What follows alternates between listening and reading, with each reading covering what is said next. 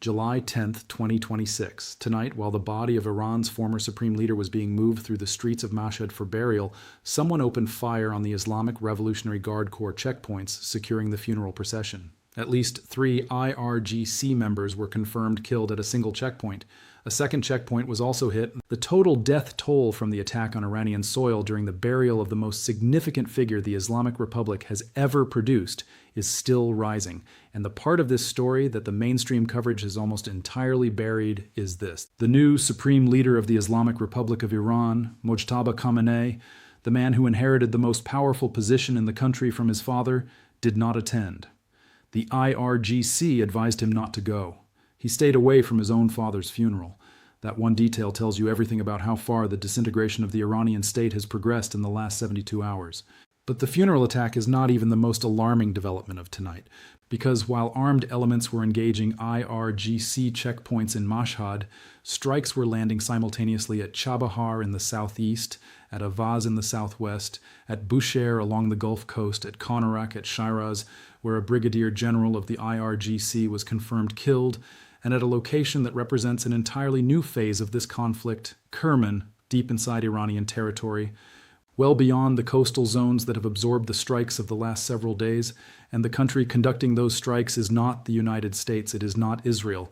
The Arab states have entered this war, and nothing about the strategic situation in the Middle East will look the same after tonight.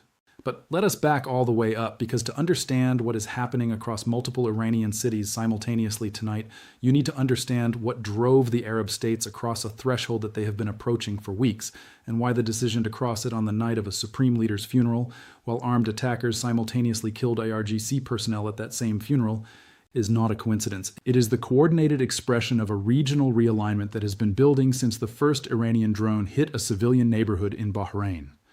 The Islamic Revolutionary Guard Corps has spent decades building its regional power by threatening, harassing, attacking, and intimidating the Arab states of the Gulf. The strategy was never subtle. Control the Strait of Hormuz and you control the economic lifeline of every oil-producing nation in the Gulf.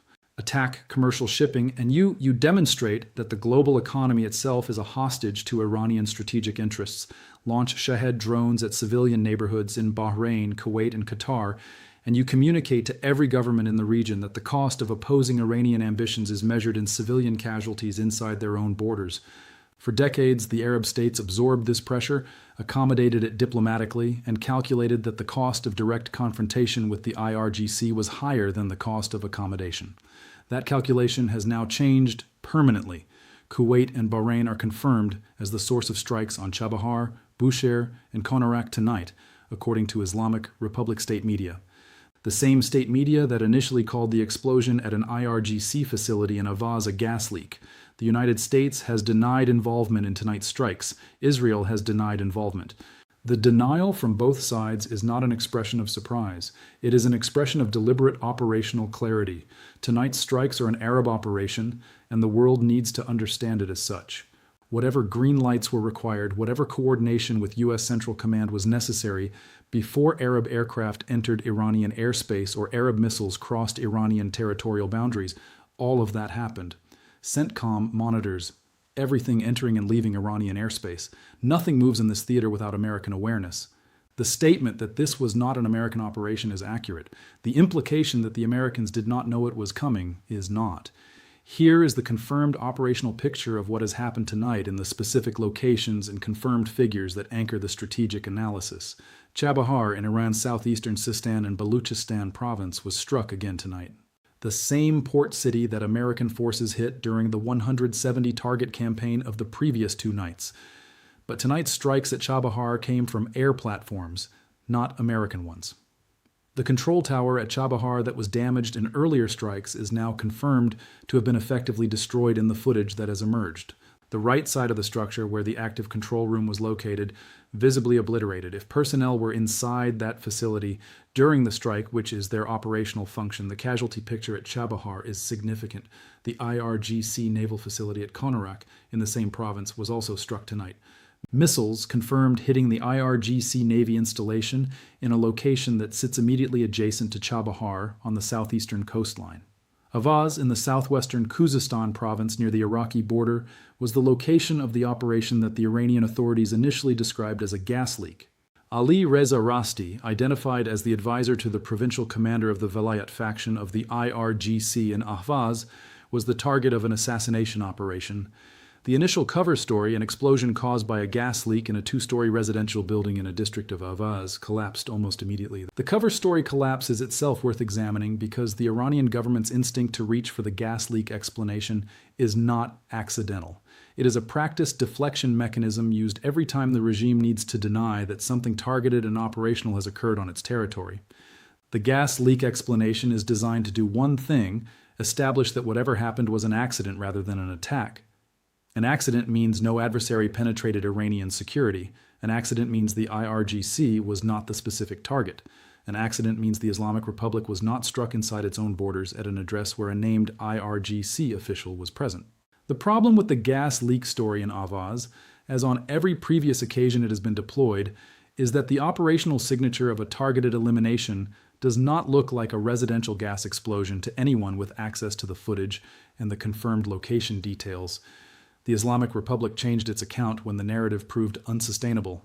The condition of Reza IA following the operation has not been officially confirmed, which in the pattern of this conflict typically means the news about that condition is not news the regime wants to deliver.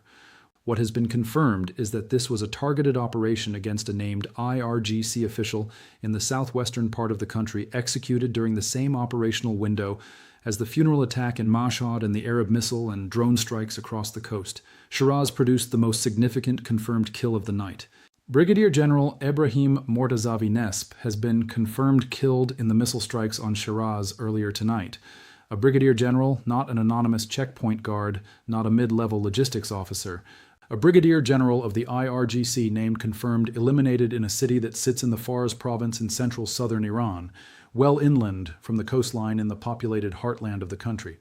The targeting of Shiraz, the targeting of Kerman, the targeting of Ahvaz, these are not coastal military operations anymore. The geographic boundary of this conflict has moved inward tonight in ways that represent a fundamental expansion of the operational picture. Kerman is the detail that demands the most attention and has received the least. Kerman sits in the center east of Iran, connected to the coastal zones, but separated from the Gulf by significant geographic depth. Earlier strikes focused on the Iranian coastline, the naval installations, the radar networks, the ports, and fast attack boat berths that constitute the IRGC's maritime power projection capability. Kerman is not a coastal city. Kerman has not been in the primary strike corridor until tonight. The fact that strikes are now reaching Kerman means the geographic target set has expanded from the Iranian maritime boundary to the interior of the country. That is a strategic signal of the highest order. It means the operational boundary of what is being struck has moved. And if Kerman is inside the boundary tonight, the question of what is outside the boundary becomes considerably harder to answer. Now let us address the funeral attack in Mashhad directly, because it is the most psychologically significant event of an evening already dense with significant events. The body of Iran's former supreme leader was being transported from Karbala in Iraq to Mashhad in northeastern Iran for burial. The entire senior leadership of the Islamic Republic was present for the procession and burial. The city was secured with checkpoints. The IRGC deployed its checkpoint security apparatus across Mashhad for one of the most symbolically important ceremonial events the regime has conducted in decades, and at a minimum of 2 of those checkpoints, armed attackers struck. 3 IRGC personnel were confirmed killed at the first checkpoint. The second checkpoint was also hit. The total number of casualties from the attacks in Mashhad tonight is still being reported upward, with figures of 5 and 6 having been mentioned in early reporting. The precise number not yet formally confirmed by the Islamic Republic, which is itself a signal. When the Iranian government does not claim a clean number, it means the number is worse than what they are willing to say publicly. The groups responsible for the Mashhad attacks have not been definitively identified. The Immortal Guard of Iran has been named as one suspected actor. Ethnic resistance groups operating in the eastern parts of the country, regions where the IRGC's control has historically been contested, and where the regime's legitimacy among non-Persian ethnic populations has always been thinner than in the urban center, have also been identified as possible actors. The absence of a clean attribution is itself meaningful. It means the attack either came from a group sophisticated enough to avoid leaving definitive attribution evidence, or it came from multiple actors whose coordination was not known to IRGC intelligence before the operation, or both. Whatever the answer, armed elements successfully executed a targeted attack on IRGC security personnel at a checkpoint in the most heavily secured ceremonial event the Iranian government has organized in this period, and appear to have gotten away with it. The Islamic Republic state media has reported the capture or killing of the attackers. That silence almost certainly means the attackers are not in custody. Read that again and hold it, because this is not a small operational detail buried in a busy news cycle. This is an armed attack on IRGC personnel conducted inside Iranian territory during the highest profile ceremonial event the regime has organized with the city on maximum security alert for exactly this kind of threat. And the attackers successfully executed the operation and disappeared. The implication for the IRGC's internal security capability is severe. If the security apparatus deployed for a supreme leader's funeral cannot prevent armed attackers from killing IRGC personnel at the funeral checkpoints, the question of what the security apparatus can actually protect inside Iran's borders, in its own cities, at its own most heavily secured events, becomes one that the IRGC's senior commanders cannot answer with any confidence.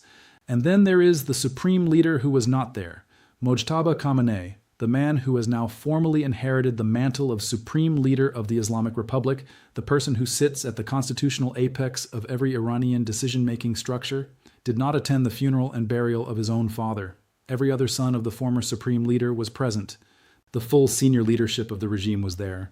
But the supreme leader himself, the man whose presence would be the most symbolically powerful possible expression of the regime's continuity, whose appearance would communicate to every Iranian watching that the Islamic Republic endures, that succession is secure, that the revolution survives the death of the man who led it for decades, he was not there.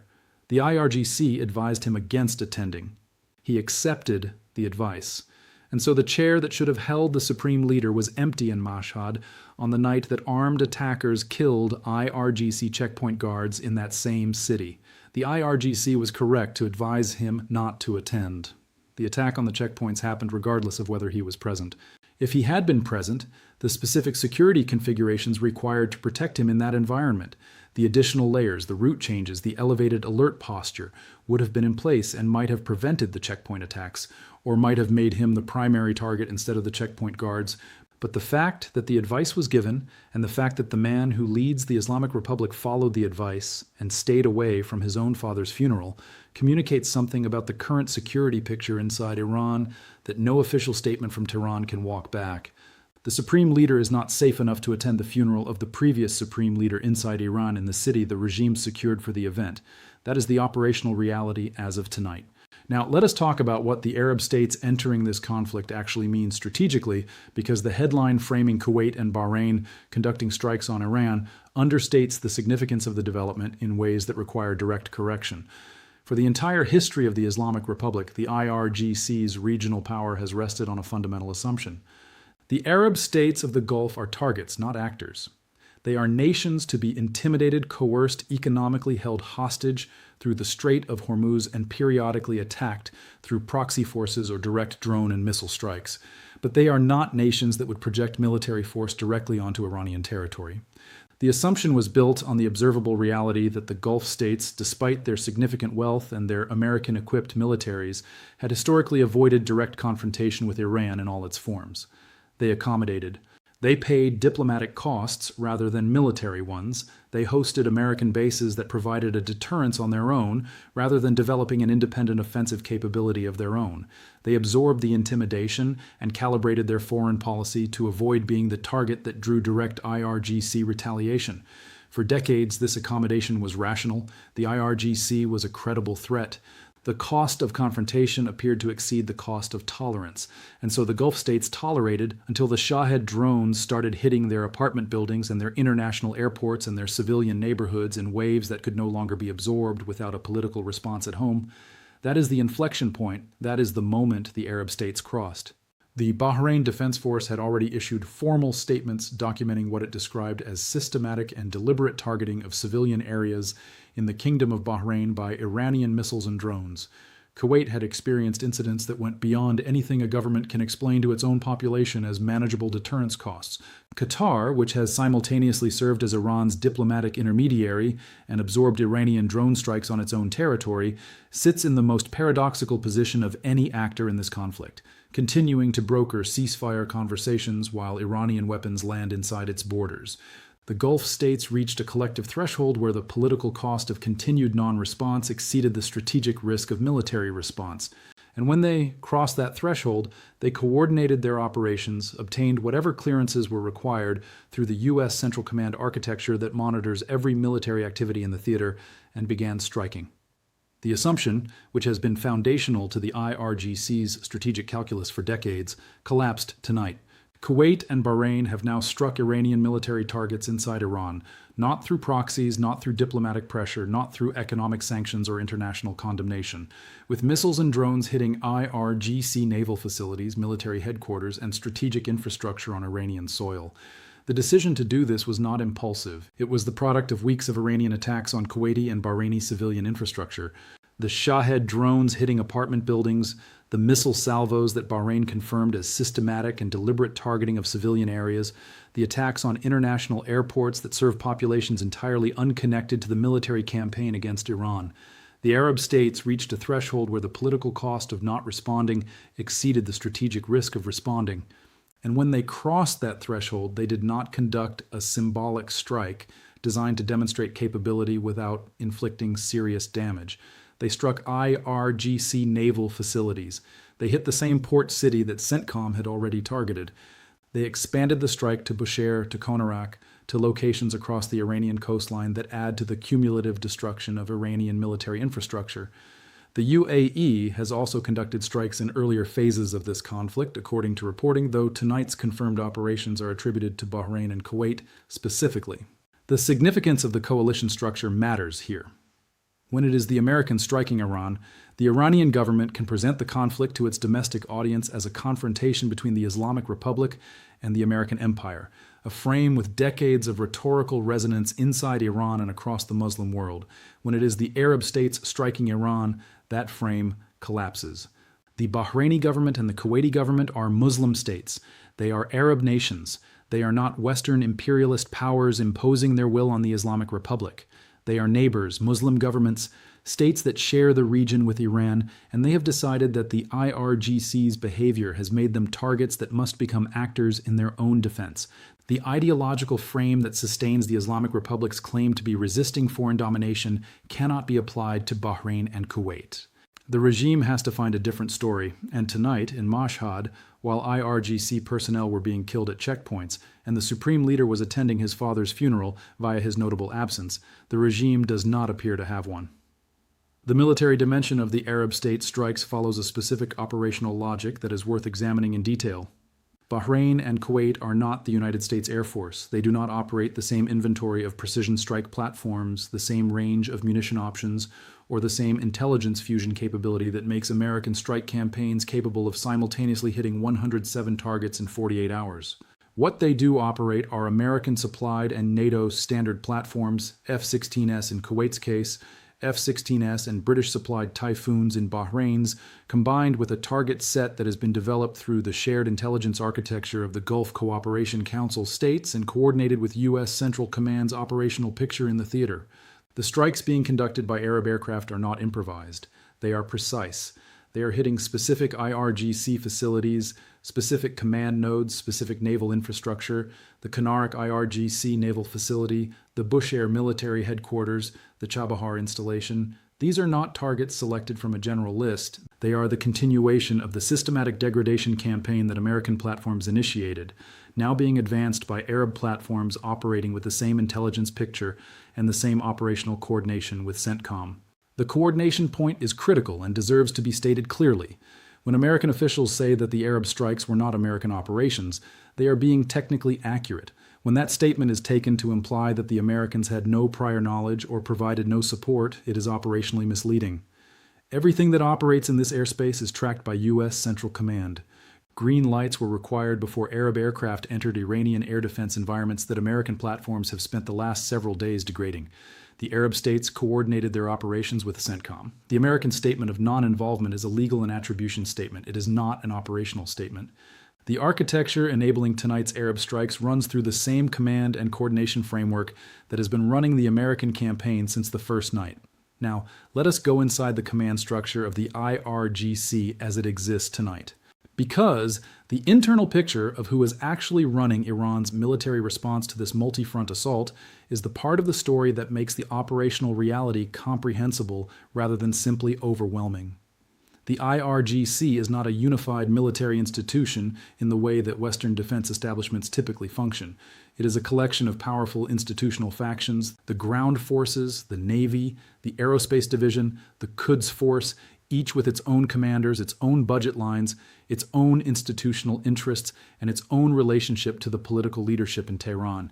In periods of strong central authority and with a visible and functional supreme leader who can arbitrate between those factions and impose coherent strategic direction, the IRGC functions as a relatively integrated military political institution. In periods of command fragmentation, exactly what is occurring right now with a supreme leader invisible for over 100 days and the former supreme leader's body being buried tonight, the factions do not hold together. They pursue their own institutional logic. The IRGC Navy commander who decides to attack commercial shipping in the Strait of Hormuz is not necessarily coordinating that decision with the IRGC Aerospace Division commander who is deciding which drone targets to authorize. The Quds Force regional commanders overseeing proxy network operations in Lebanon and Yemen and Iraq are not necessarily receiving unified direction from a single headquarters that has a coherent picture of what the central leadership actually wants accomplished. The elimination of named commanders accelerates this fragmentation. When a brigadier general is killed in Shiraz tonight, he is not replaced immediately by someone with the same institutional relationships, the same operational picture, the same command authority that he had built through years of position and service. He is replaced by whoever is next in the chain, operating with incomplete information, facing a security environment in which they themselves are potential targets and making decisions under the kind of acute psychological stress that active military targeting produces in ways that peacetime command never requires. The IRGC's hardline faction, the commanders who publicly compete with each other to issue the most defiant rhetoric about punishing the enemy, are doing their hardlining from a position of dramatically reduced operational capability. The fast attack boats that constituted the IRGC Navy's primary offensive tool in the Strait are being systematically eliminated. The drone launch infrastructure that the IRGC Aerospace Division used to generate the Shahed swarms is being struck. The radar networks that provided situational awareness for everything else are gone. The commanders who are still alive and still operational are making decisions about how to respond with an inventory and a capability set that is a fraction of what existed 10 days ago. Now, let us go inside the 3 simultaneous pressure tracks operating against Tehran tonight, because the convergence is more acute right now than at any previous point in this conflict. The military track has expanded beyond anything the Iranian government could have planned for when it launched Shahed drones at Bahraini apartment buildings and attacked commercial shipping in the Strait. What began as an American and Israeli campaign already operating at a scale unprecedented in recent Middle East history has now added the Arab states as independent military actors. The target geography has expanded from the coastline to the interior. Kerman is being struck tonight. Shiraz lost a brigadier general tonight. Avaz saw an IRGC official targeted for assassination tonight. Mashhad saw armed attackers kill IRGC personnel at checkpoints tonight. The simultaneity of these events across the full geographic spread of Iran, southeast, southwest, northeast, center, means the IRGC is being attacked in every direction simultaneously by multiple actors with no geographic sanctuary that falls outside the current operational reach. The Iranian military cannot defend its coastline, its interior cities, its ceremonial events, and its named officials all at once. It is trying to do all 4 tonight and demonstrably failing at each of them. The political isolation track has reached a point that even the most committed IRGC hardliner must now be processing as strategically catastrophic. The Arab states that were once intimidated clients of Iranian regional power are now military actors striking Iranian territory. NATO has aligned with the American position. Trump and Netanyahu spoke directly in this period and are coordinating on the strategic picture. Turkey's Erdogan, whose relationship with Iran has been complex and at times useful to Tehran, is generating enough concern among Israeli and American leadership that the Trump-Netanyahu call specifically addressed his statements about regional ambitions, signaling that the Western alliance is watching Ankara's positioning carefully. The Islamic Republic's remaining political relationships of any value are at this point reduced to two: Qatar and Pakistan. Qatar, despite being struck by Iranian drones, the same drones hitting Qatari territory while Qatar continues to function as an Iranian diplomatic intermediary, continues to facilitate ceasefire negotiations. Pakistan, as a nuclear-armed neighbor that the IRGC has been careful not to directly provoke, maintains its position.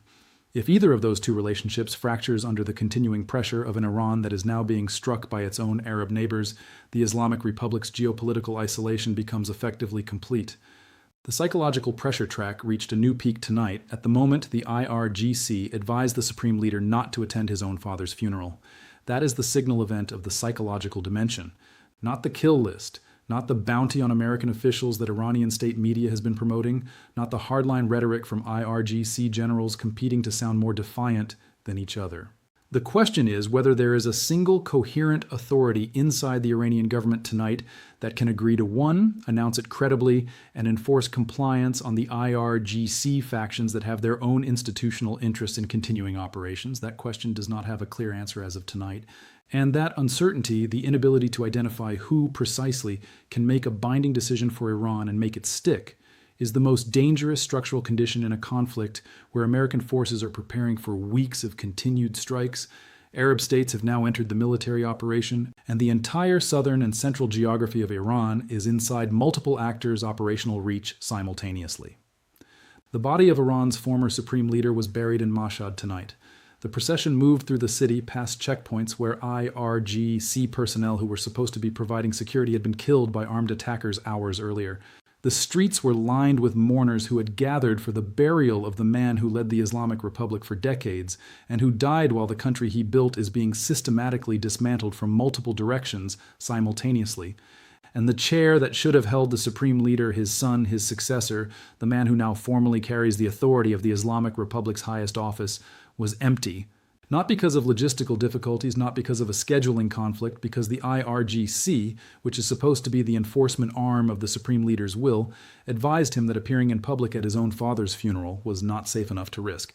Whatever the Islamic Republic was, whatever it represented, whatever it threatened, whatever it actually controlled in the region, the version of it that could make a Supreme Leader safe enough to attend his own father's burial does not exist tonight. That is the operational reality of July 10th, 2026. The Arab states have entered the war, the IRGC is being killed at its own funeral, and the Supreme Leader is somewhere that is not Mashhad, in a country that is being struck from every direction simultaneously, waiting for an answer to a question that nobody outside the bunker can currently confirm. Anyone inside it is authorized to give.